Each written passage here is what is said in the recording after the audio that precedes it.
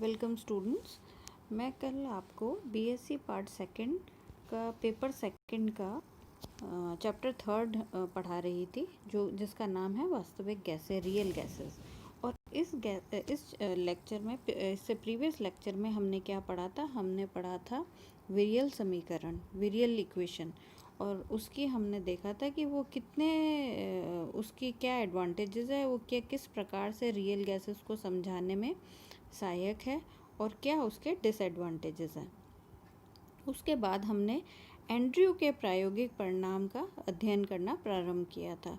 अब एंड्रयू के परिणाम क्या हैं? एंड्रयू ने वास्तव में एक कार्बन डाइऑक्साइड गैस को अलग अलग टेम्परेचर पे उसका प्रेशर बदल के उसके आयतन में परिवर्तन का अध्ययन किया। यानी उसने बहुत सारे टेम्परेचर्स पे P versus V graph plot किए और वो सभी ग्राफ उसने एक साथ इकट्ठे करके एक करा और फिर उससे परिणाम ज्ञात किए। तो जो उसने प्रयोग किया कार्बन डाइऑक्साइड गैसेस पे, वो P और V के ग्राफ्स जो हैं वो कुछ चित्र में दिखाए अनुसार हमारे को प्राप्त हुए थे, एंड्रयू को प्राप्त हुए थे। इसमें उसने टेम्परेचर को कांस्टेंट करते हुए, ताप को स्थिर रखते हुए P वर्सेस V, दाब वर्सेस आयतन, उसने ग्राफ प्लॉट किए। इस प्रकार के जो ग्राफ है वो हमारे समतापी वक्र कहलाते हैं, आइसोथर्मल्स कहलाते हैं। तो इसमें जो ग्राफ्स हैं उनको हम एक एक करके अध्ययन करेंगे। जो मुख्य ग्राफ है उनका हम अध्ययन करेंगे। उसमें सबसे पहले हमने जो कल भी हमने पढ़ा था वो है हमारा टेम्परेचर 13.1 डिग्री सेंटीग्रेड पे जो आइसोथर्मल प्राप्त हुआ था। सबसे पहले उसका अध्ययन करते हैं। तो उसके अध्ययन में हमने ये देखा था कि वो जो ग्राफ है वो कौन सा है? चित्र में दिखाए अनुसार ABCD ग्राफ है।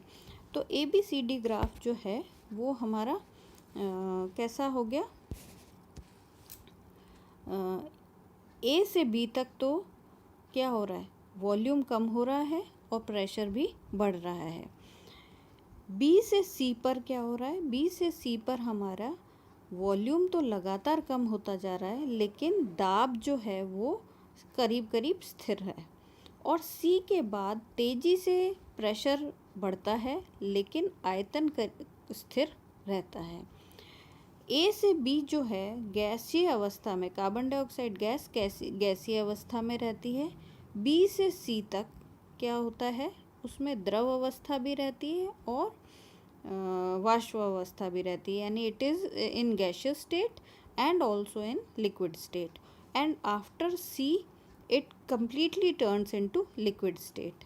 C के बाद वो पूर्ण रूप से द्रवित हो जाती है। तो कुछ इस प्रकार से हमने अध्ययन किया था। अब इससे जस्ट ऊपर हम दूसरा मुख्य आइसोथर्मल पढ़ते हैं, वो है हमारा 21.5। अब 21.5 डिग्री पर अगर हम देखें तो वो ग्राफ कौन सा है? EFGH।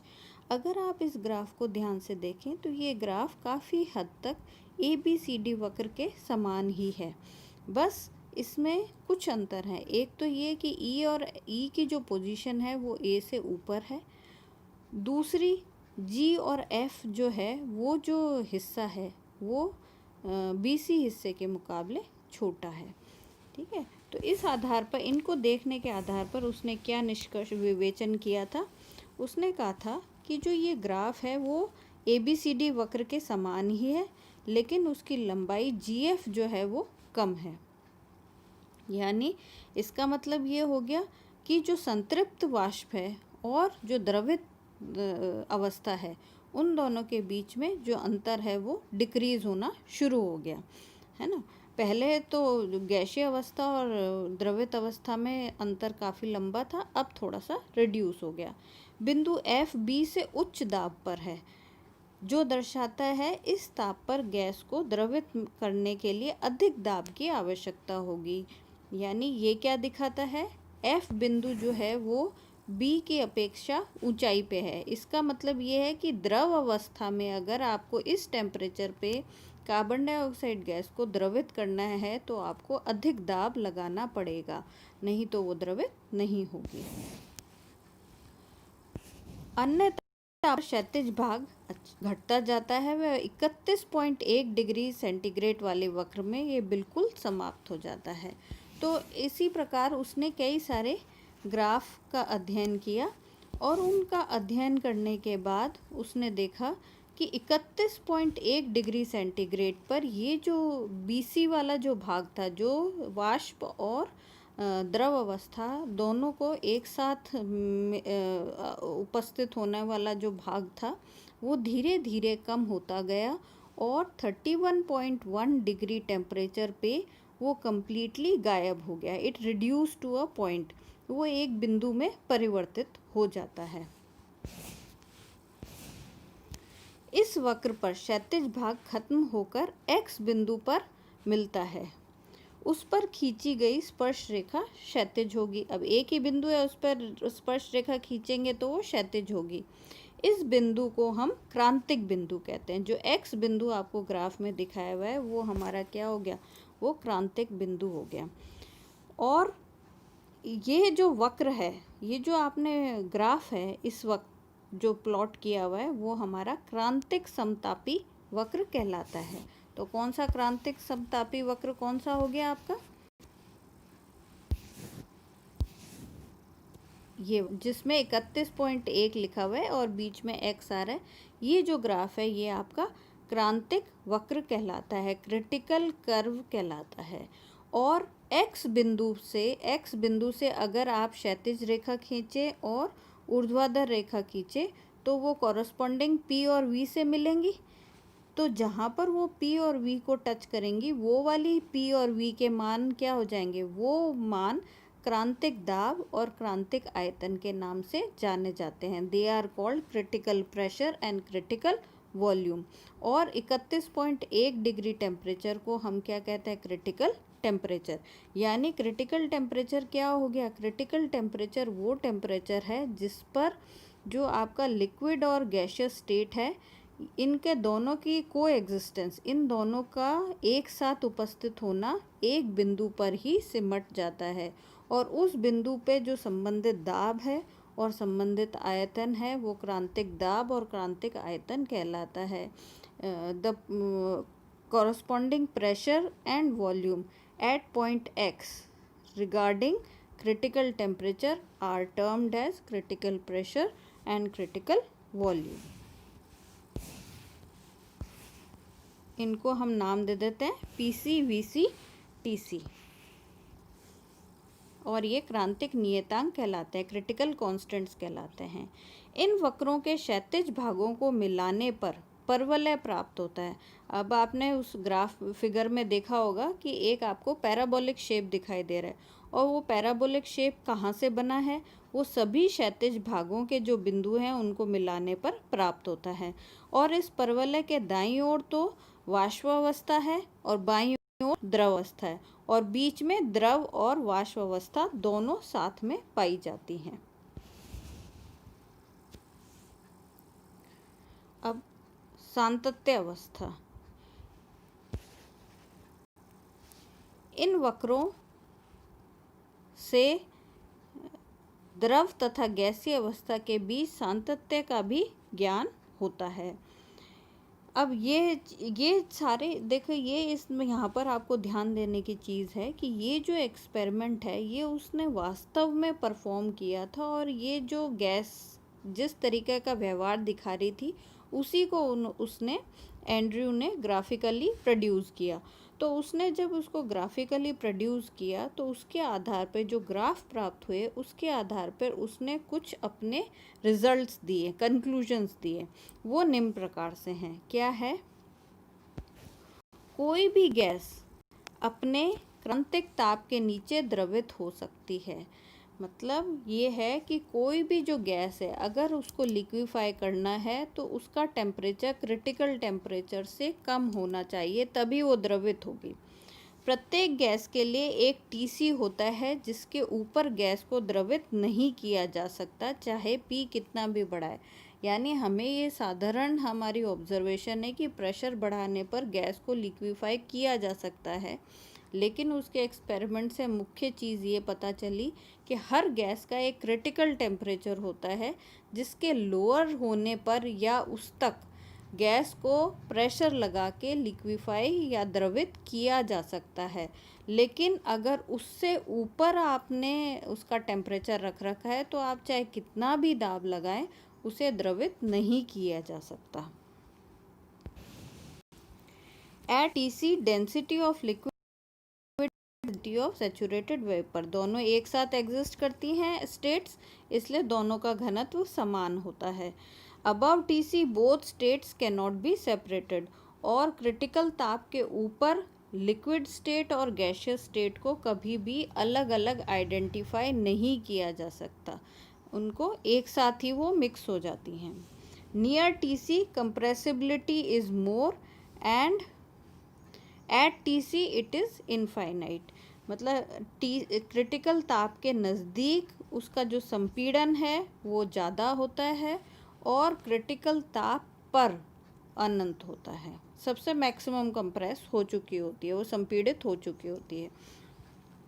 और एक चीज़ और उसने कहा कि अगर हम क्रांतिक ताप से ऊपर चले जाते हैं तो गैस जो व्यवहार है वो स्थायी गैस के रूप में हो जाता है, यानी वो अब द्रवित नहीं होगी, स्थायी गैस स्थायी रूप से गैसीय अवस्था में ही रहेगी। तो ये एंड्रयू ने जो एक्सपेरिमेंट किया था ये इसके मुख्य परिणाम थे।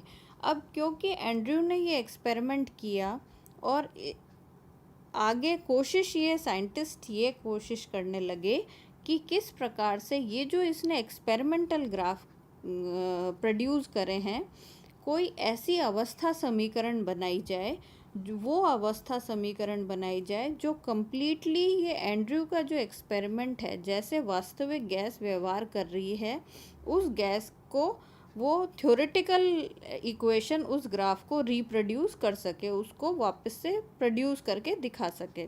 तो इसके लिए बहुत सारे वैज्ञानिकों ने प्रयास करने प्रारंभ करे। तो उसमें बहुत सारे वैज्ञानिकों का योगदान है, लेकिन उसमें मुख्य रूप से जो इक्वेशन निकल के आई वो हमारी चिर परिचित, हमने पहले पूर्व में पढ़ रखी है, वैन वाल इक्वेशन है। तो वैन वाल इक्वेशन एक्चुअल में वैन वाल ने इक्वेशन जो दी थी उसने मुख्य आधार ये बनाया था कि एंड्रयू ने जो प्रयोग किया है, मेरी इक्वेशन उस प्रयोग के जो रिजल्ट्स हैं अगर उनको ठीक रूप में थ्योरेटिकली ग्राफ बना दे तो एक्सपेरिमेंटल ग्राफ और थ्योरेटिकल ग्राफ अगर एक जैसा सा होगा तो जो मैं समीकरण दे रहा हूँ वो वास्तविक गैस की समीकरण बन सकती है। तो उस आधार को लेते हुए उसने इक्वेशन बनानी शुरू करी। अब उसने जब इक्वेशन बनानी शुरू करी तो उसने दो संशोधन किए। वैन वाल के ने अणुओं के परिमित आकार व उसके परस्पर आकर्षण के लिए संशोधन प्रस्तुत कर वास्तविक गैसों के लिए एक अवस्था समीकरण प्राप्त करी।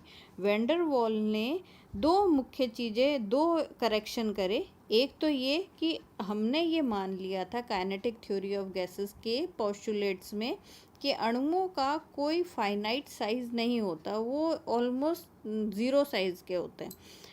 और दूसरा हमने ये माना था कि उनके मध्य न तो कोई आकर्षण होता है न प्रतिकर्षण होता है। तो इन दोनों ही चीज़ों में वैन वाल ने संशोधन दिया। उसने कहा अणु परिमित आकार के होते हैं और उनके बीच में आकर्षण बल मौजूद होता है। इन दोनों चीज़ों को उसको रेक्टिफाई करके, उनको ठीक करके उसने एक नई समीकरण इजाद करी। किस प्रकार से वो हम देख लेते हैं। उसने ये माना कि एक आदर्श गैस 1 ग्राम अणु का दाब PI व आयतन VI है। तो हमारी जो पहले से पूर्व में अवस्था समीकरण है वो क्या होगी, PI VI बराबर RT 1 ग्राम मोल के लिए है।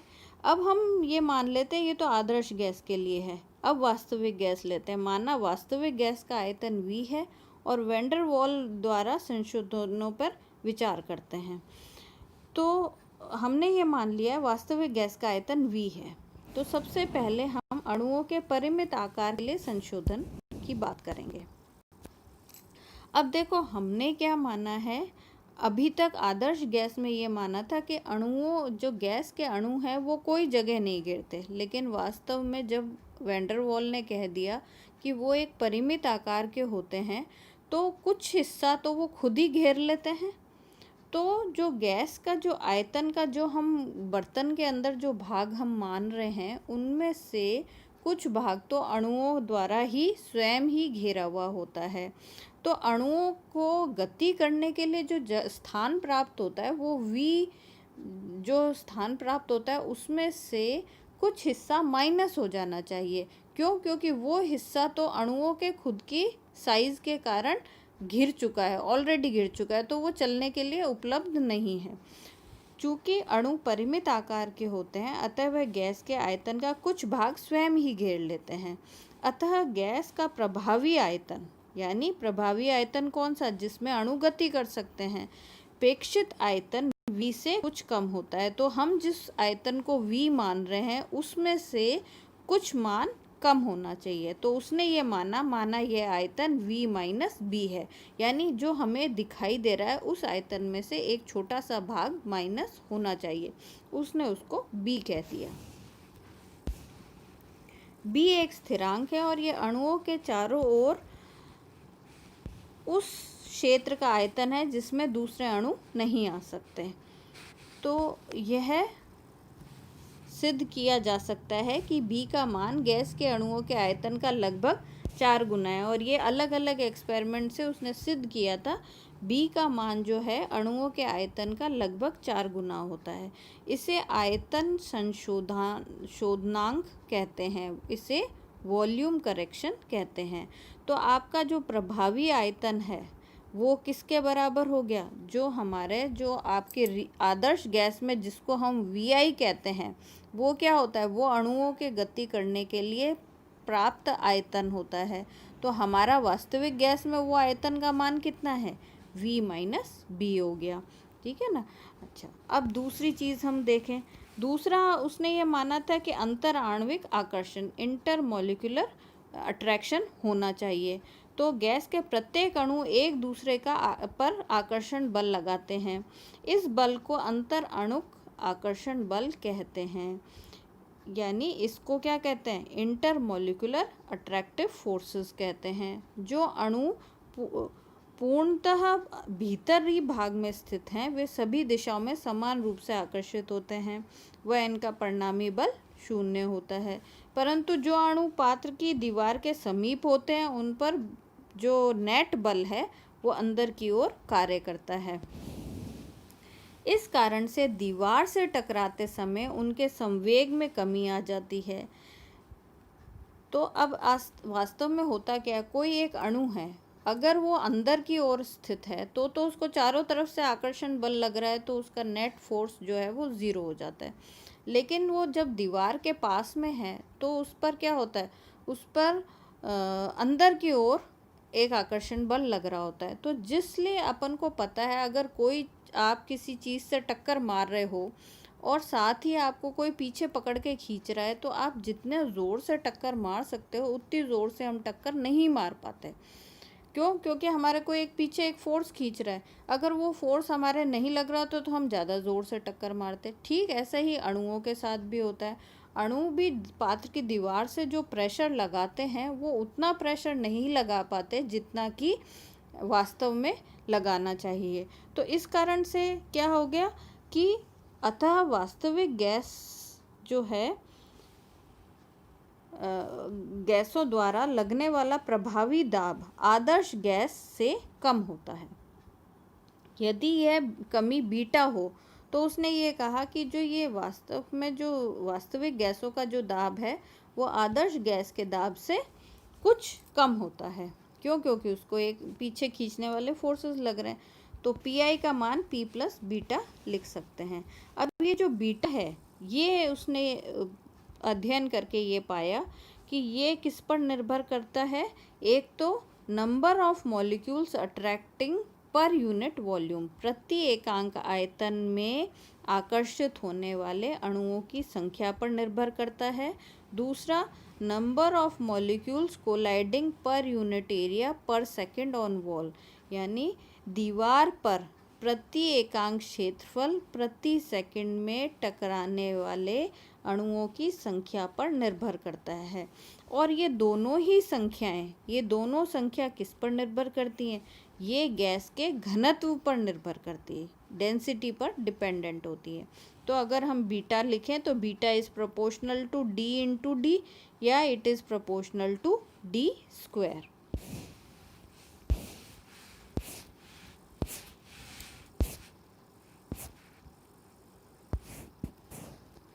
तो अगर हम इसको, दो चीज़ें अब हमारे पास हो गई। हमारे पास क्या हो गई? हमारे पास आ गई एक तो आयतन संशोधांक और